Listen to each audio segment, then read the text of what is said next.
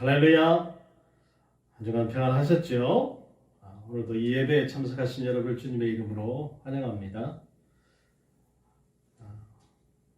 이제 곧 날씨도 이제 따뜻해지고 봄이 오겠지요.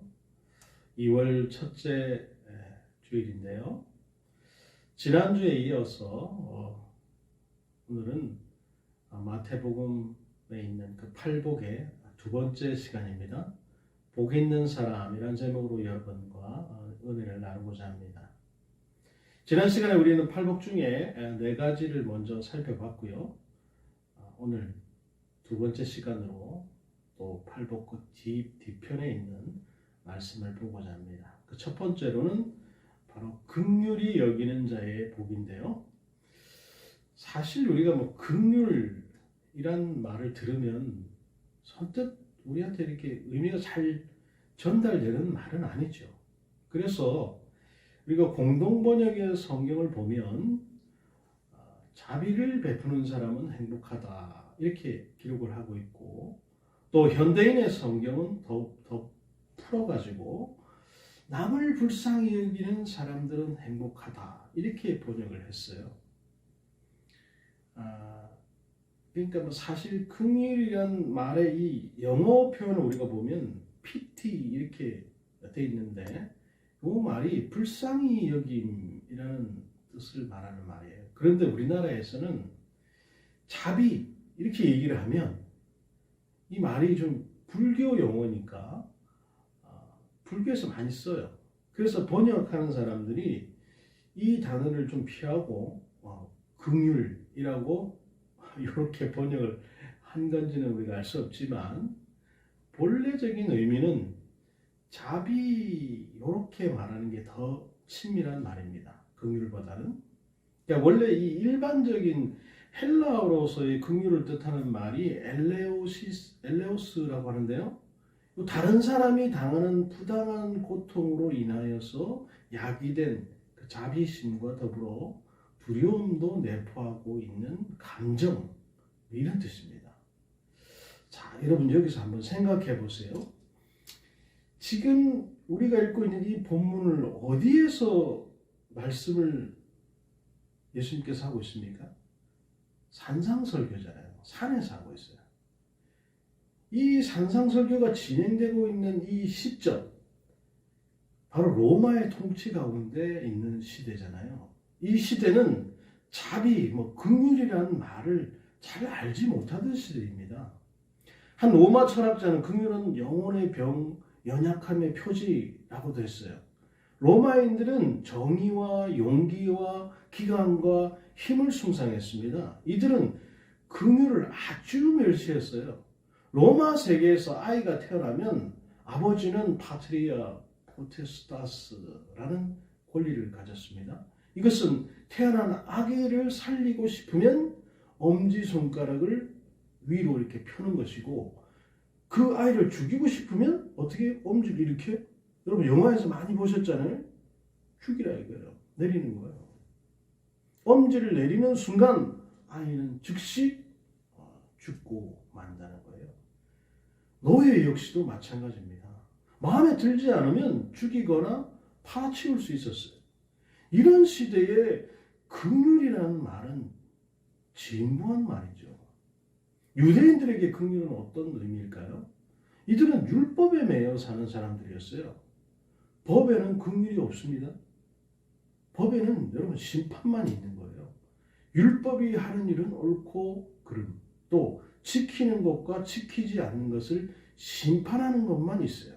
따라서 법에는 여러분 자비가 없습니다. 그래서 유대인들은 교만했고 이기적이었으며 독선적이었어요.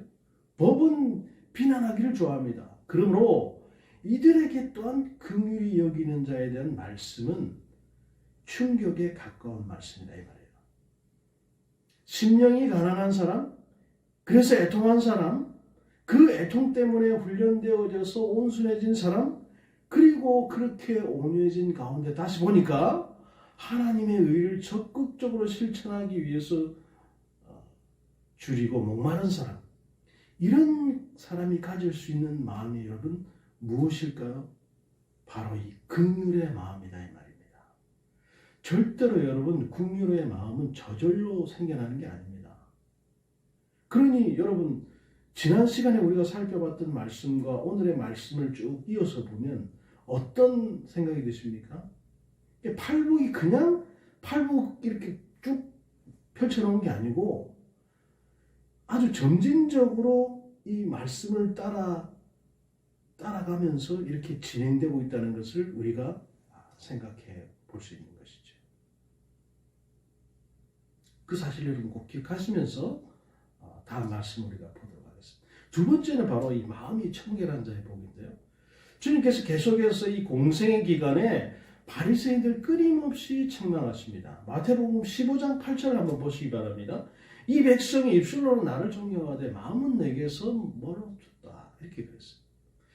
주님이 이들의 이러한 상태를 회칠한 무덤이라고 말씀하시기도 했는데 겉은 회를 칠해서 매끈하고 깨끗한데 속에서는 실체가 썩은 냄새가 가득하다는 거예요. 그러므로 바리새인들의 마음은 주님과는 관계없는 상태에 있었던 것입니다. 우리는 여기서 주님이 말씀하시는 마음이 지적인 동의가 아니라는 사실을 발견하게 되는 거예요. 주님이 마음이 깨끗한 사람이 복이 있다고 말씀하실 때 성경적인 지식이 많아서 유창한 성경 지식을 자랑하는 사람을 말하지 않는다 그 말입니다. 주님의 관점은 어디에 있습니까? 바로 마음에 있어요. 말을 바꾸면 성령과 진리 안에서 신령과 진정으로 주님을 따르는 것에 있는 것이죠. 그러나 이 말이 지적인 이해와 교리적인 정립이 필요 없다는 말로 이해되어져서는 안 되는 것입니다. 성경적인 지식이 없는, 다시 말해서 이 교리적인 이해가 없는 마음의 동의란 있을 수가 없어요. 그래서 단지 감정적인 충만에 불과한 것입니다. 또한 지적인 동의로 끝났어도 안 되지만 지적인 빈곤도 여러분 심각한 것입니다. 그러니까 둘 다를 잘 우리가 섞어서 이해할 필요가 있는 것이죠. 그런데 성경은 주로 우리의 마음이 어떠한가에 관심이 있어요. 성경에서의 마음은 인격의 중심입니다. 마음은 단순한 감정을 느끼는 것만이 아니에요. 마음은 사람의 그 존재와 인격의 중심이죠. 마음은 모든 노래와 정서들이 흘러나오는 셈인 것입니다. 마음은 지식과 지성의 의지와 정서, 감정을 포함합니다. 그러므로 마음은 우리의 전인을 의미하는 거예요. 마음은 몸과 서로 분리된 무엇이 될 수 없다. 그런 말씀이죠. 그러므로 마음이 청결한 자는 복이 있다는 이 주님의 말씀은 우리 삶에 문제가 일어나는 것이 어디인가를 통찰력 있게 깨뜨려 보시는 말씀인 거예요. 주님은 이것을 이렇게 말씀하신 바가 있어요. 음식을 먹는 법에 대해서 왈가왈부하는 이 바리새인들에게 주님이 말씀하시는 거예요. 마태복음 15장 19절에서 20절 말씀이에요. 마음에서 나오는 것은 악한 생각과 살인과 간음과 음란과 도둑질과 거짓 증거 해방이니 이런 것들이 사람을 더럽게 하는 것이요 씻지 않은 손으로 먹는 것은 사람을 더럽게 하지 못하느니라. 뭐예요 여러분? 마음이 문제다 이 말이에요. 씻지 않고 먹는다고 그게 더럽다는 것이 아니다 이 말이죠. 우리 삶의 모든 문제거리들이 어디서부터 비롯됩니까? 마음에서 비롯되는 거예요. 지금도 우리 속에서 이 꿈틀거리고 있는 욕심이나 뭐 성적인 문제나 물질적인 문제나 명예적인 것들에 우리가 시달리고 있잖아요. 그래서 예레미야 선지자는 만물보다 심히 부패한 것은 사람의 마음이라 누가 너희 이를 알리오 라고 했어요. 이 모든 문제거리들이 마음에서 비롯되는 것이죠. 사람의 마음이 죄로 오염되었습니다. 타락했어요. 그러므로 이런 것들은 우리의 지성을 발달시킨다고 해결되는 것이 아닙니다. 그런데 주님이 뭐라고 말씀하십니까? 이런 부패한 마음들이 청결해질 수 있다는 거예요. 마음이 청결한 자가 복이 있다고 얘기했잖아요. 마음이 깨끗한 사람만이 하나님을 볼 수 있다는 거예요. 그런데 사람은 본성적으로 마음이 더러운 존재입니다. 주님은 마음이 깨끗한 사람이고 또 말씀하실 때 두 가지 의미를 담고 하셨다는 것이 보편적 견해인데 그 첫 번째는 뭐냐면 위선이 없다는 말이에요. 성한이라는 뜻인데 주님 마태복음 6장 22절 23절에 이렇게 말씀하세요. 눈은 몸의 등불이니 그러므로 내 눈이 성하면 온몸이 밝을 것이요 눈이 나쁘면 온몸이 어두울 것이니 그러므로 내게 있는 빛이 어두우면 그 어두움이 얼마나 하겠느냐라고 했어요. 여기서 내 눈이 성하다는 말이 마음이 깨끗하다는 말과 같아요. 이것은 일편단심을 말하는 것입니다. 한눈 팔지 않는 거예요.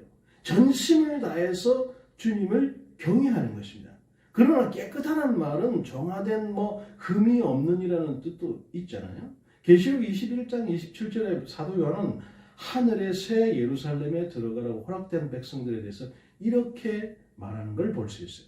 무엇이든지 속된 것이나 가증한 일 또는 거짓말하는 자는 결코 그리로 들어오지 못하되 오직 어린 양의 생명책에 기록된 자들 뿐이라. 또 계시록 22장 14절 15절에 비슷한 말씀이 있어요. 그 두루마기를 빠는 자들은 복이 있게 하려 함이로다. 개들과 술객들과 행음자들과 살인자들과 우상 숭배자들과 및 거짓말을 좋아하며 지어내는 자마다 성 밖에 있으리라. 자, 이것은 모든 사람들은 예수 그리스도의 피로 정결되어져야만 하는 것을 말씀하는 거예요. 그러므로 마음이 깨끗하다고 하는 것은 예수 그리스도를 닮는 것입니다. 하나님을 최고의 선으로 간주하고 갈리지 않는 사랑을 품는 거예요. 두 마음이 아닌 한 마음을 품는 것입니다.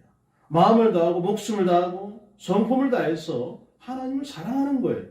하나님을 알고자 날마다 열망하고 하나님을 사랑하며 섬기기 위해서 의욕을 불태우는 거예요. 지적인 욕구나 교리적인 동의를 말하는 것이 아니다 이 말이에요. 온 마음과 정성을 다해서 내 마음이 갈라지지 않고 하나님을 섬기는 것이 마음이 청결한 사람인 것입니다. 이런 사람이 하나님을 본다라고 하는 것은 어떤 의미겠습니까? 이게 하나님의 형상을 그대로 본다는 말일까요? 아니면 영화된 눈을 가지게 돼서 편지하신 저 넓게 펴져신 하나님을 볼 수 있게 된다는 말입니까? 학자들이 이 문제를 가지고 많은 고민을 했어요. 이 구약에서 인간이 하나님을 본다는 것은 곧 죽음을 의미했습니다. 왜냐하면 죄악된 인간이 거룩하신 하나님을 볼 수 없잖아요. 신약에서는 주님은 나를 본 자는 곧 하나님을 본 것이다 이렇게 말씀하기도 했어요. 자, 그러니까 여기서 본다라고 하는 이 보다라는 말은 미래형입니다. 그러니까 미래에 이루어질 일, 즉 미래에서 보게 될 것이다 그런 의미를 담고 있어요. 자, 그러니까 우리가 가지는 이 분명한 확신은 주님께서 다시 오셔서 영원한 하나님 나라가 도래되면 그때는 우리가 수건을 벗은 얼굴로 아주 분명하게 보게 될 것이다 그 말이죠. 그러면 지금은 어떻습니까? 그럼 이 본문이 지금은 하나님을 볼 수 없다는 말을 하고 있는 것입니까? 아니죠. 지금도 우리는 하나님을 볼 수 있어요. 그것이 마음이 청결한 자들에게 주시는 축복이다 이렇게 말씀하시기 때문에 그렇죠. 그렇다면 지금 우리는 어떻게 하나님을 보게 되는 것입니까? 우선은 마음을 갈리지 않는, 그러니까 갈라지지 않는 그 사람들의 믿음의 눈으로 하나님을 볼 수 있어요. 말씀을 통해서 하나님을 볼 수 있어요. 그러나 그보다 더 중요한 것은 많은 믿음의 그 선진들과 우리 동력자들의 그 삶에 나타난 하나님을 우리가 보게 된다 그 말이죠. 오늘도 우리는 우리 삶에 나타난 하나님의 역사를 보고 있는 것입니다. 그러나 그것은 마음이 하나님을 향해서 완전히 열려진 사람들 눈에 보이는 거예요. 마음이 갈라진 그런 사람들이 아니고 하나님을 향해서 오로지 하나된 마음을 갖고 있는 사람, single mind. 그런 사람들에게는 이 땅에 이 바알에게 무릎 꿇지 않은 7천인이 보이고 그들을 통해서 살아계신 하나님을 보게 되는 것입니다. 그러므로 우리는 마음이 청결한 것과 성령 충만한 것이 그렇게 다른 것이 아니다라는 것을 깨닫게 되는 것이죠. 이것을 여러분 잘 기억하십시오. 자, 세 번째는 바로 화평하게 하는 자의 복이에요. 자, 이제 복 있는 사람의 삶은 점점 이렇게 자라나서 화평하게 하는 삶으로 나아가고 있는 것입니다. 화평케 하는 자는 복이 있나니 저희가 하나님의 아들이라 일컬음을 받을 것이니요 라고 했어요. 이 말씀의 영어 번역은 이렇습니다. Blessed the peacemaker, for the son of God 이렇게 되어 있습니다. 자, 그래서 여러분 화평케 하는 사람이 뭐라고요? peacemaker입니다. peacemaker. 평화를 만드는 사람, 창출하는 사람, 평화를 모르는 세상에 평화를 가르쳐주고 내가 가는 곳마다 다툼을 잠재우는 사람이 바로 피스메이커죠. 그런 사람에게 하나님의 축복이 있을 것인데 하나님의 아들이라 일컬음을 받을 것이라고 말씀합니다. 여기서 하나님의 아들이라는 말은 법적으로 자격이 있는 아들이에요. 자랑스러운 아들. 아들이라고 해서 뭐 다 같은 그런 아들이 아니지 않습니까? 어떤 아들은 이렇게 막 얘기 안 하고 싶은 아들도 있어요. 또 어떤 아들은 입만 열면 그냥 막 자랑하고 싶은 아들이 있잖아요. 이게 오늘 본문에 있는 이 아들은 가는 곳마다 평화를 만드는 아들이 바로 이 자랑스러운 아들이다 이 말이에요. 여러분 이게 무슨 말입니까? 화평의 삶은 하나님의 아들로서 열매다라고 하는 거예요. 아들이라는 증거고 화평의 삶을 통해서 나타나는 것입니다. 정말 아름다운 아들이라 일컬음을 받는다는 것이죠. 이 성숙한 그리스도인에게 주님이 요구하시는 분량이 이 자신 안에서 평안에 머무르는 것이 아니라 화평케 하는 자로서 사는 것이라는 사실을 강조해서 말씀드리고 싶습니다. 이것은 다른 사람의 화평이 소중하기 때문에 내가 포기하고 내가 손해보는 것을 의미하는 거예요. 적극적으로는 화평을 창출해내는 사람이 되어야 하는 것입니다. 근본적으로 화평을 모르는 사람들, 화평을 모르는 세대, 화평을 모르는 시대를 향해서 우리가 화평을 전하고 화평을 보여주고 화평을 창출해야 하는 것입니다. 그럴 때 주님이 우리를 향해서 너는 참 자랑스러운 나의 아들이다, 나의 딸이다 이렇게 말씀하시는 거예요. 그러므로 우리는 우리 그리스도인됨에 대한 그 중요한 시금석이 바로 여기에 있습니다. 무엇입니까? 나는 화평케 하는 자인가? 아니면 걸림돌이 되고 분쟁을 일으키는 자인가? 라는 거예요. 내가 가는 곳에 생기가 있고 내가 가는 곳에 사람들이 격려를 받고 내가 가는 곳에 화평이 생겨나는 그리스도인이 바른 길에 들어선 그리스도인이잖아요. 진리에 관해서 싸움이 아니라면 양보하고 공동체의 평화를 지켜가야 하는 것. 이것은 결코 값싼 은혜나 타협이나 혹은 변질이 아닙니다. 우리가 진정한 의미에서 심령의 가난을 구가하고 욕심 없는 마음으로 이 갈라지지 않은 마음으로 화평케 하는 자가 됐을 때 이 공동체에는 소망이 있는 거예요. 하나님 그럴 때 우리를 참 자랑스러운 아들, 딸이라고 일컬을 거예요. 그로 인해서 우리는 또 행복감을 느끼게 될 것입니다. 저는 우리 공동체가 우리 주변에 있는 모든 공동체가 그렇게 되기를 소망합니다. 자, 마지막으로 네 번째는 의를 위해 핍박해 받는 자의 복이에요. 자, 이제 팔복은 화평케 하는 자에서 더 나아가서 의를 위해 박해를 받는 삶까지 이르르고 있어요. 자, 우선 여러분 본문 3절을 한번 보세요. 지난 시간에 봤던 건데 심령이 가난한 자는 천국이 저희 것이니요 라고 했어요. 그리고 오늘 이 본문 10절에도 의를 위하여 핍박을 받는 자는 복이 있나니 천국이 저희 것임이라 이렇게 했습니다. 자, 여기서 공통점이 무엇입니까? 천국이 저희 것이니요 입니다. 결국 팔복은 뭐로 시작해서 뭐로 끝납니까?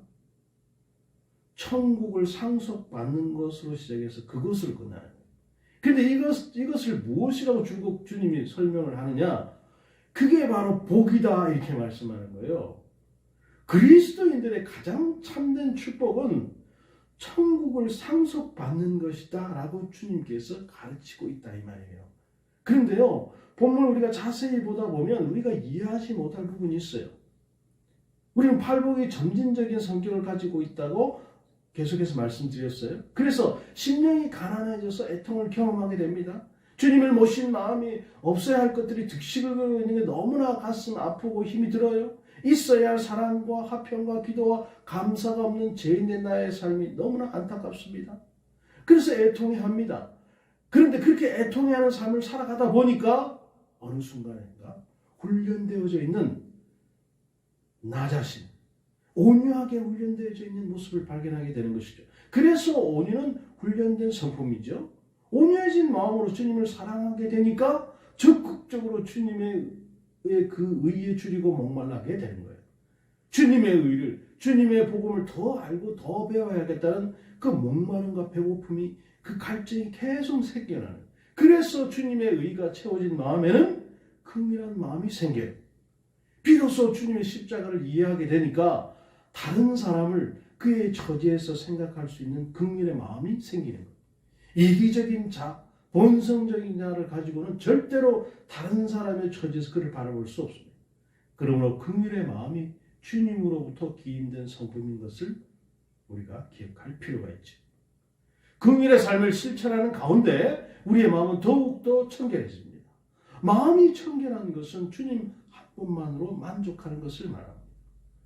주님에게 우리의 모든 시선을 고정시켜서 마음이 갈라지지 않는 것을 말하죠.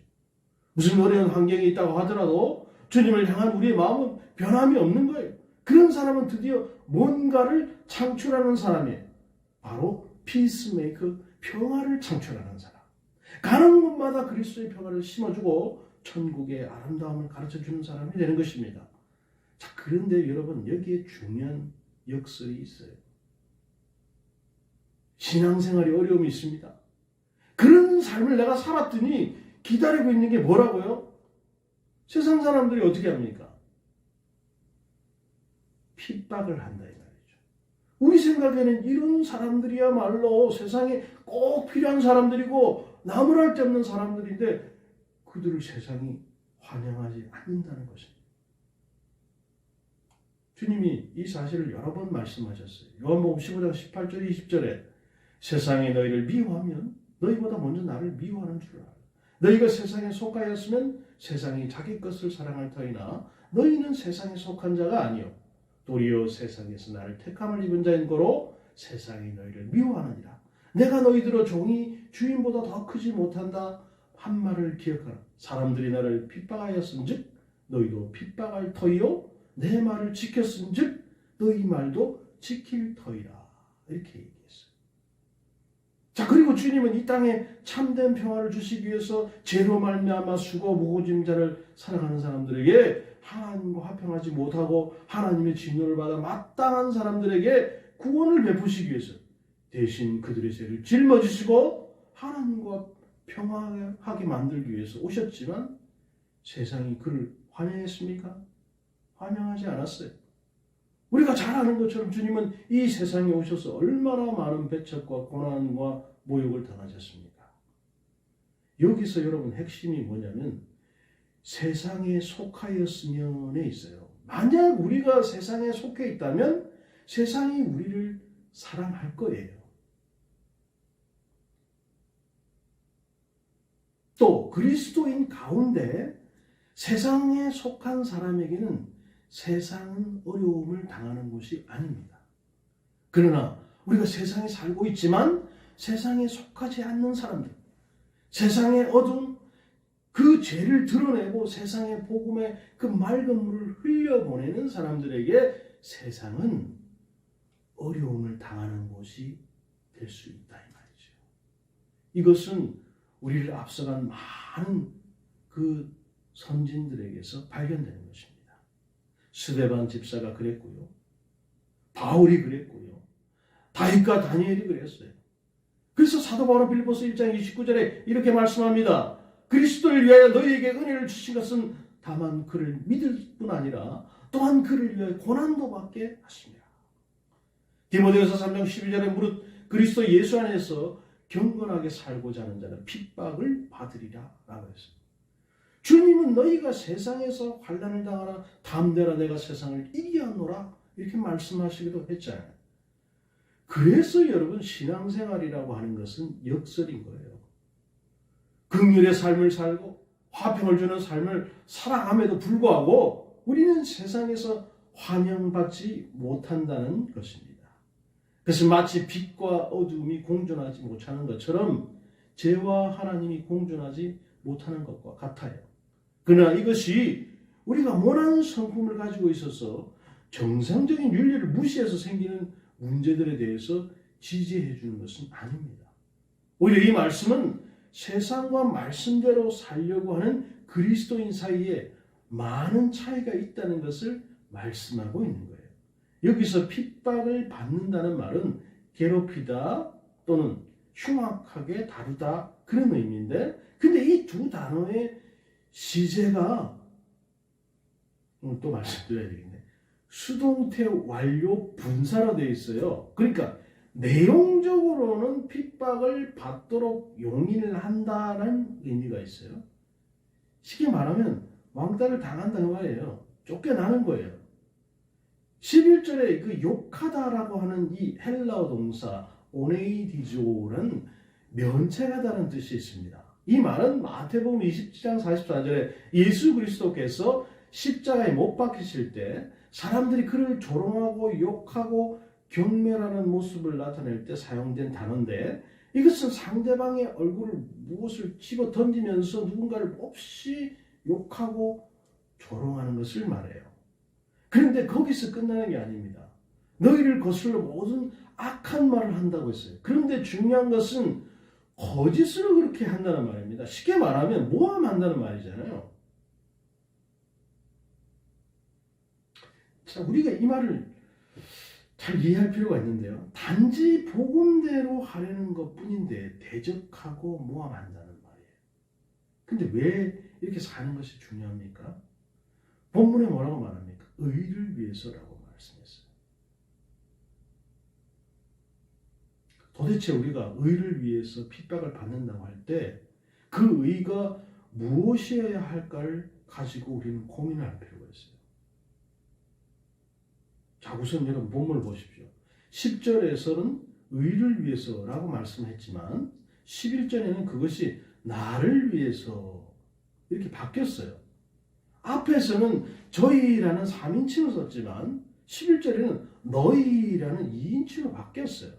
주님은 점점 더 직설적인 용어들을 선택하고 있는 것을 볼 수 있어요. 그러면 우리는 의를 위하여 핍박을 받는 것이 주님 때문에, 주님을 위해서 고난당하는 것임을 알 수 있는 거예요. 주님을 따라가는 제자의 삶을 말하는 것입니다. 그런데 그런 삶을 살아가다 보면 필연적으로 드러나는 것이 있어요.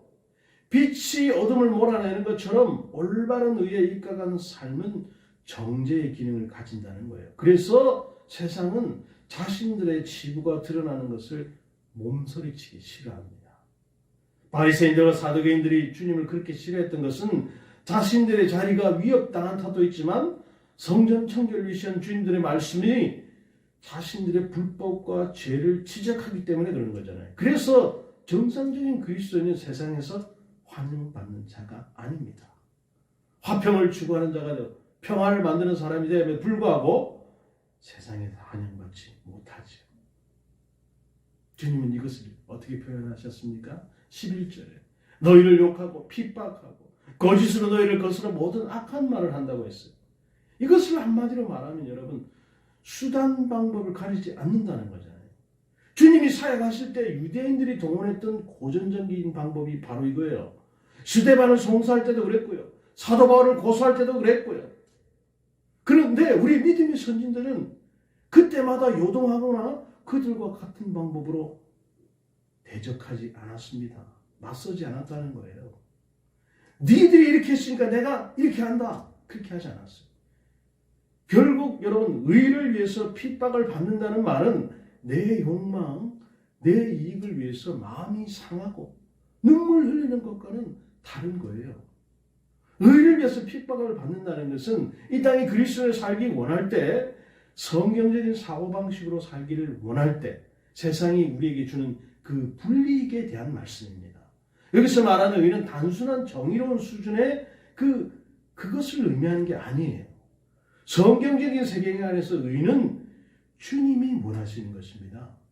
주님이 기뻐하시는 것이 의예요. 이렇게 의를 위해서 핍박을 받는 사람이 행복해진다는 겁니다. 대단히 여러분 역설적이지 않습니까? 아니, 핍박받는데 뭐가 행복해진다는 거예요. 자, 그런데 그들이 기뻐할 수 있는 기쁨의 원천이 있어요. 어디 있습니까? 바로 천국이 저희 것이기 때문에 그래요. 천국을 상속받게 될 것이기 때문에 그렇습니다. 이 이야기를 11절에서 여러분 뭐라고 말씀합니까? 욕하고 핍박하고 거짓으로 모함하는 사람들 만났을 때 오히려 기뻐하고 즐거워하라고 했어요.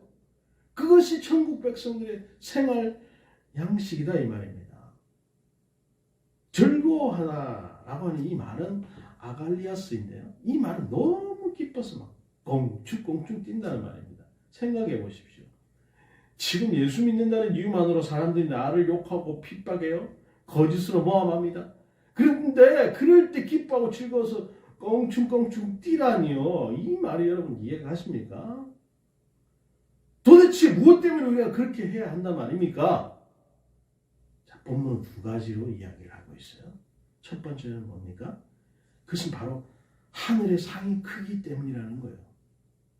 여러분 이게 무슨 의미냐? 요한복음 1장 12절에 우리는 영접하는 자 곧 그 뜻대로 부르심을 입은 자들 하나님의 자녀가 되는 권세를 주신다는 말씀을 잘 알고 있어요. 이 말씀이 중요한 것은 우리가 하나님의 자녀로 입양되는 순간 상속자가 된다는 거예요.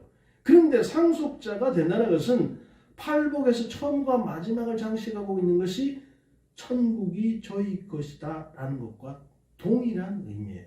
그러니까 천국이 저희 것이라는 것은 더 이상 받을 것이 없는 상을 받게 된다 그런 의미입니다. 그것이 뭐예요? 천국. 그러나 세상적인 사고방식 또 계급 구조에 익숙해진 우리의 사고방식 때문에 우리는 그것이 뭔가 이렇게 계층이 젖어 있을 것이다 이런 생각을 하게 되는 거예요. 보통 이런 말씀을 해서 좀 그렇지만 목사님들이 얘기할 때 저 천국 가면 뭐 누구는 일을 열심히 해서 비단길 깔려 있고 막 비싼 집에 그렇게 상을 받기 위해서 우리가 지금 열심히 하나님을 믿고 봉사하고 전도하고 헌신하고 해야 된다. 이렇게 말씀하시는 분들이 있단 말이에요. 그게 여러분 뭡니까? 바로 계급 구조, 계층 구조라는 생각이 머리에 들어와 있기 때문에 그렇게 말씀하시는 거예요. 누구는 홀대받고 누구는 칭찬받는 그런 것을 여러분 상이라고 주님께서는 말씀하지 않으셨을 거예요. 다만 우리가 확실히 알 수 있는 것은 주님이 반복해서 말씀하신 것처럼 천국이 바로 우리들의 것이라는 사실이에요. 이것이 가장 큰 상인 것을 믿어야 할 줄 압니다. 이 말은 10절의 천국이 저희의 것이라는 말씀의 반복이라는 말이에요. 그래서 우리는 여러분 상 받기를 사모하고 상 받기를 소망해야 합니다. 그러나 다른 사람들보다 더 많이 받기를 소망하는 것은 세상 정신의 개념입니다. 나는 더 많은 상을 천국 가서 받아야지. 천국을 여러분 상속받는 것으로 더 이상 받을 것이 없는 거예요. 그런데 다른 사람보다 내가 더 차등 상급의 개념으로 나가는 것은 세상 정신이 거기에 깊이 침투해 있다는 말이에요. 그러므로 우리는 상 받기를 사모하되 더 나아가지는 말아야 합니다. 그 상이 천국이라는 사실 때문에 우리가 기뻐해야 하고 즐거워해야 되는 거예요. 또 하나 상이 있어요. 그것은 우리를 앞서간 선지자들이 이같이 핍박을 받았다는 것입니다. 이게 무슨 상입니까? 이 말은 그렇게 핍박을 받는 우리가 곧 우리를 앞서간 선지자들과 같이 될 거다 그 말이에요. 우리가 선지자들의 반열에 있다 그 말이죠. 여기서 신앙생활의 중요한 진리를 말씀드리고자 합니다. 그것은 우리가 의를 위하여 핍박받는 것이 상을 받기 위한 동기에서 출발하는 것이라면 그것은 본말이 전도되는 것입니다. 받겠다 이 말이에요. 팔복은 그런 마음의 상태를 인정할 구석을 주지 않고 있어요. 그래서 의를 위해서 핍박을 받는다는 것이 마지막에 될 수밖에 없는지도 몰라요. 이것은 앞에 심령이 가난한 자로 출발해서 훈련된 마음의 결과죠. 다시 말해서 그리스도인으로 살다 보니까 주어진 거예요. 상을 받기 위한 것이 아닙니다.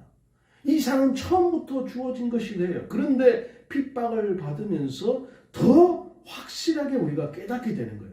더 기뻐지는 것입니다. 팔복은 심령이 가난한 것에서 시작해서 의를 위해서 핍박받는 것으로 끝나지만 그 축복은 처음과 마지막의 것이 같은 것이었어요. 천국이 여러분들의 것이며 이 얼마나 우리 가슴을 뛰게 만드는 것입니까? 이것이 바로 여러분 바로 긍휼의 삶을 살고 평화를 만드는 삶을 살고 종려는 의를 위해서 핍박을 받을 준비된 사람들을 위한 것입니다. 내 욕심 때문에 나의 잘못된 성격 때문에 핍박받는 것이 아니다 이 말이에요. 잘못된 비상식적인 전도 방법을 택해서 받는 핍박이 아닙니다. 주님을 사랑하고 주님을 원하는 방법으로 살아가다 보니까 생긴 핍박. 그래서 기독교의 행복은 많은 소유, 많은 누림이 있는 것이 아니라는 것이죠. 소망이 있고 주님이 주신 은혜를 아는 지식이 있어요. 이것을 여러분 우리가 기억하면서 살아갈 일인 것이죠. 자, 이제 팔복의 전체 말씀을 정리해 봅니다. 심령의 가난은 주님이 없으면 안 된다는 신앙 고백입니다. 애통은 그 주님 때문에 내 안에 있어야 할 것이 없고 없어져야 할 것들이 가득한 것에 대한 슬픔입니다. 온유는 그런 애통을 통해서 훈련된 성품입니다. 그런 사람은 하나님이 기뻐하시는 삶에 줄이고 목마릅니다. 결국 마음이 둘로 나뉘지 않고 청결합니다. 그래서 화평하게 하는 삶을 살아가죠. 더 나아가서 의를 위해서 박해를 받는 삶을 기뻐합니다. 그럴 때 복이 있습니다. 또한 그 위에 상급이 있죠. 기쁨이 있지요. 평안이 있지요. 위로가 있는 거예요. 그게 여러분 복 있는 성도의 삶인 것입니다. 사랑하는 여러분, 오늘 이 예배를 드리고 있는 우리 모든 우리 가족들과 또 우리 교회가 가난한 심령으로 애통해하면서 온유해지고 의를 위해서 핍박받으면서 화평케 하는 자로 살아내서 끝내 하늘의 상급에 받는 복된 자들, 복된 교회가 되기를 주님의 이름으로 축복합니다. 그렇습니다, 여러분.